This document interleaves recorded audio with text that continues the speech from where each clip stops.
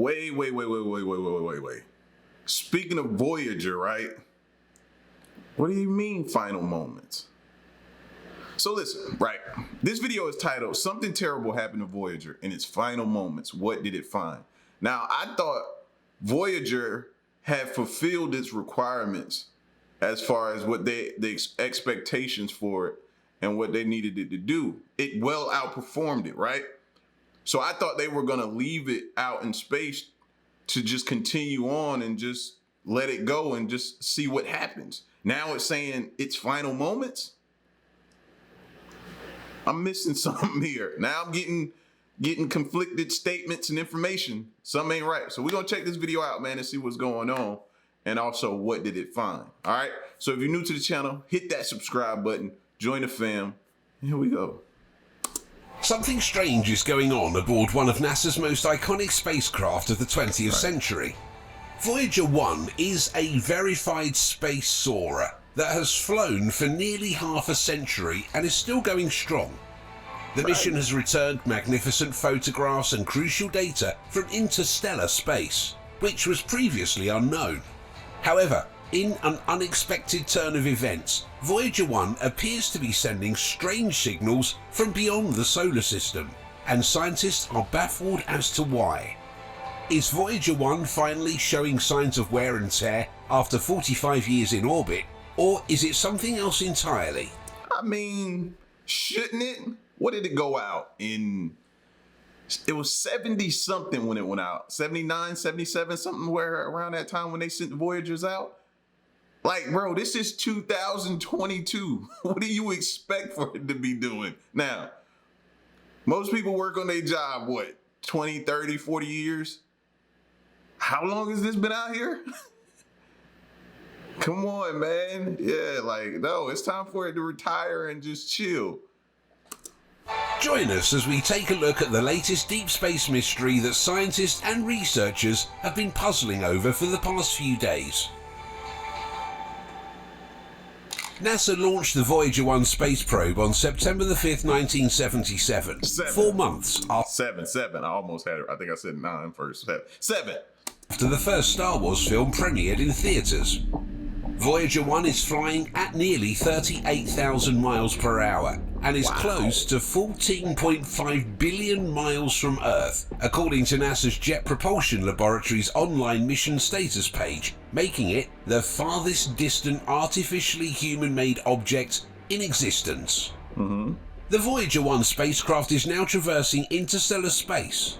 In 2012, it crossed through the heliopause. The heliopause is the boundary between the sun's solar winds and the interstellar medium, which includes all matter and radiation in the region between solar systems in the galaxy. This means that Voyager 1 is smack dab in the middle of the Milky Way's cosmic emptiness. The spacecraft, however, is still under the gravitational clutches of the sun and has not yet departed the solar system. In the near future, scientists expect Voyager 1 will be able to leave Earth's orbit and travel much farther out into the cosmos. However, the further it travels, the older it becomes. In recent years, it has been flying across space at a rate of approximately 3.6 Earth-Sun distances per year. This has resulted in it now being 14.5 billion miles away from Earth. Voyager 1 was launched on September the 5th, 1977. But what did it mean by that statement? The whole aging statement of it. Like, we knew it would age. Like, we expected that.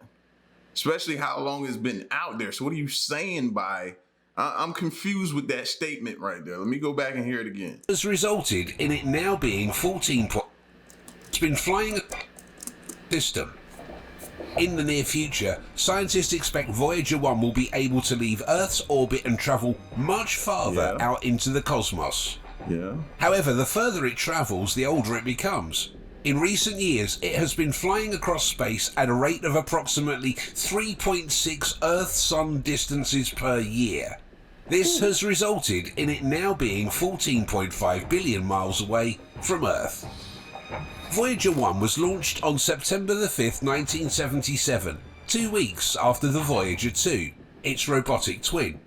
They initially moved in the same direction to meet with the outer planets, but after swinging by Saturn in 1980 and 1981, they diverged onto opposite paths. However, Voyager 1 has a significant problem.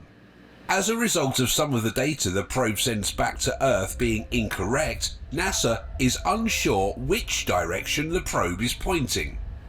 You might be concerned if you're aware of the plot of Star Trek, the motion picture, which was released 2 years after Voyager 1 was launched. You may be wondering if this is similar to the massive space storms that destroy spacecraft and then demand a human sacrifice to stop the bloodshed. But according to NASA, there is no cause to be concerned that will be soon subjected to the Enterprise's embarrassingly, excruciating and legendary long establishing shots. All things considered, Voyager 1 is performing better than expected. However, Voyager 1's antiquated gear must be able to maintain itself. Things could happen as Voyager 1 makes its way past the border of our cosmic lake, where the sun's magnetic field interacts with the interstellar medium. So basically saying it needs to maintain itself, meaning we're not doing anything else. We're not trying to perform any routine maintenance on it or anything like that. No more attention capital-wise is going towards the Voyagers. I get that. Okay, cool. So we're just going to let it go until it dies off. Basically, that's what I was saying. So that was the information we had before. So what do you mean it's in its final moments? Meaning, okay, it's wearing down. Is that what y'all saying? But y'all still seem like it has life, like it continue on. In ways that have yet to be fully understood. There is a wealth of cosmic information waiting to be mined here in the hinterland. Erroneous number sequences, such as rows of zeros, are being returned by the computer signal that keeps Voyager 1's antenna oriented towards Earth. It's up to people like Voyager 1 and Voyager 2 project manager and 38-year veteran Suzanne Dodd, who started working on the spacecraft in 1984 as her first job out of college, to figure out what's going on with this distant probe. The Voyager 1... Imagine how pleased she gotta be. First project right out the gate, out of college, getting started, and you helped design and pioneer one of the Voyagers, and it's still out there doing its thing. Like, you know what I mean? She should definitely have longevity at her job. Has a lot of autonomy in terms of detecting problems and putting itself in a safe environment. However, it hasn't entered any form of fault protection mode, implying that the spacecraft is fine, except that it started speaking a different language that we don't comprehend for some reason. One of 3 on the spacecraft, this computer maintains Voyager 1's orientation, such as operating thrusters and keeping the high-gain antenna pointed towards Earth so that data about the interstellar medium can continue to trickle back. It is clear that Voyager 1 is functioning well because the team is able to guide the spacecraft and because the signal strength and lack of fault protection activation are both strong. According to the engineers, the AACS appears to be working as intended for the most part. As a result, the information transmitted back to Earth is invalid. I guess there's something in the interaction with the flight data system that's causing the telemetry data to be mixed up or incomprehensible, Dodds adds, and we haven't figured it out yet. Some of the data, for example, appears to be generated at random. The telemetry signal itself is illogical, yielding all zeros or the number 377. One of the main responsibilities of the AACS is to ensure that the Voyager 1 high-gain antenna is aimed at Earth. The good news is that NASA believes the antenna is still positioned properly because the signal is as powerful as it has always been. But saying the signal is as strong as ever is relative, because sending a command to Voyager 1 and receiving a response takes 2 days, which is to be expected. I was about to say, isn't the distance have a little effect on that? We just said it's pretty far. I would think that would start to cause a little, you know what I mean, break in communication as far as its strength, its signal strength, thinking about it like a cell phone. Thinking about it like a cell phone. When you get away from those towers, you get far away from those towers, you start losing signal. You hit those dead spots. Maybe that's what's going on with Voyager. Maybe it was intended to be able to go far, but we didn't know how far the signal strength would hold up when it reaches certain points. Is as strong as ever is relative, because sending a command to Voyager 1 and receiving a response takes 2 days, which is to be expected considering the distance. Thank you. It takes light 20 hours and 33 minutes to travel between Earth and the probe at its current distance. According to Suzanne Dodd, the next phase in diagnosing the problem will be divided into 2 parts. The first step is to figure out what's causing the abnormality. If we can do that, we will be able to decide what we want to do next, whether we want to reset anything or use some of the backup gear, she explains, because these systems have redundancy even after 45 years. However, they are hampered by the fact that it will be decades before they see any results. Voyager 1's circuits and design were probably drawn up by people who have since retired or died. So in cases like this, what could be done? Voyager 1 and Voyager 2 are both almost 45 years old, which is far beyond what the mission planners anticipated, said Suzanne Dodd. We're also in interstellar space, a high radiation environment that no spacecraft have flown in before. So there are some big challenges for the engineering team. But I think if there's a way to solve this issue with the AACS, our team will find it. There's a reasonable chance. So we are going to put some attention to it. See, I was under the impression by way of another video that, you know, we were just going to let it go. And if it starts to deteriorate, break down, then it is what it is. We've gotten everything we want out of it and plus more. But now they're saying, okay, if this is a minor fix, something we can develop and send out, because we're not going to risk any person, any astronaut to go out there and try to work on it. You know what I mean? We're in uncharted territory. So I get that. I didn't expect that. So that's new information there. ACS, our team will find it. There's a reasonable chance that we won't know what caused this anomaly. And in that case, we will move forward slowly, doing things to re-establish our normal operations. Or, she says, we might not ever be able to clear these telemetry issues. That leaves only the issue of getting used to the strange but not deadly new reality, wouldn't you agree? Because having no idea what the anomaly is makes it more difficult for scientists to proceed with caution. They have to take a more cautious approach to avoid putting the spacecraft in danger and thereby jeopardizing the Voyager's mission. Suzanne Dodd also stated that if her team is unable to remedy the problem in the worst case scenario, they will just have to adjust to it, and so would we. Regardless, Voyager 1 is still sending back scientific data on a daily basis, with no sign of the mission coming to an end anytime soon.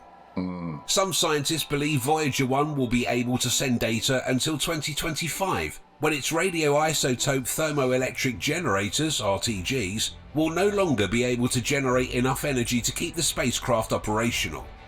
Even if Voyager 1 is discovered to be on its last legs sooner than planned, it has had an incredible ride.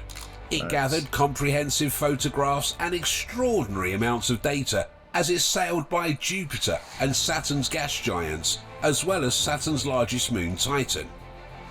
It is well known that both the Voyager spacecrafts contained the Golden Record. The Golden Record is just 2 but powerful phonograph discs that include information about Earth's diverse way of life and traditions for any extraterrestrial civilizations that may stumble upon and understand it. The Golden Record carries the proof of the existence of our life on Earth. It features everything from the sounds of nature to Mozart and Chuck Berry's music. Indeed, the Voyager 1 probe has travelled so far into space. Somebody at NASA was a huge Chuck Berry fan. They was like, no, they need to hear this. This is important music that, you know what I mean? Oh, that's hilarious, bro. Earth. It features everything from the sounds of nature to Mozart and Chuck Berry's music. Indeed, the Voyager 1 probe has travelled so far into space that scientists could hear the hum of our solar system as the spacecraft travels beyond it. NASA, meanwhile, also affirms that Voyager 2 is still in good working order. Voyager 2 is only about 12 billion miles distant from Earth compared to Voyager 1's 14 billion miles. It's flying at a speed of roughly 34,400 miles per hour, which is around 3,600 miles an hour slower than Voyager 1. It could be because Voyager 2 is sluggish, or simply because it's reluctant to leave us alone. Perhaps Voyager 2 is capable of human feelings. That'll be a big fear, right? Thanks for watching another episode of Voyager. While you're still here, make sure to click the video on your... Like I said before, man, those Voyagers are tough, bro. They were built for tough. You get what I'm saying? All the Chevrolet people gonna be coming at me talking, but what about the shit? All right, bro. It's a saying, you know, built for tough. The Voyagers are built for tough, man. You know what I mean? So I think it's worth it. We still, I mean, the more the better. The more telescopes we got out there, like the Voyagers and the James Webb and all the ones that we still have out there, bro. If we can keep them actively going, the more the better. If we can cover a lot of space with different ones, let's keep them going. So if we can somehow figure out what's wrong with Voyager 1 or what it's doing, what type of cryptic messages it's sending back, or maybe we're not the only ones in control of it, but that's another topic for another day. If we can somehow figure out this minor problem, if it's minor, and fix it, then yeah, I think it's worth it. I think it's worth it. It would be worth it to fix that, then try to send a whole nother one out there in its place. We could send this whole new one that we designed somewhere else and let the Voyagers keep on trucking. That's all I'm saying. So y'all get at me in the comment section, man. Let me know what you thought about this video. Something terrible happened to Voyager in its final moments. What did it find? It's your boy L, man. Y'all stick around and stay tuned. Till next one, I'm gone. Peace.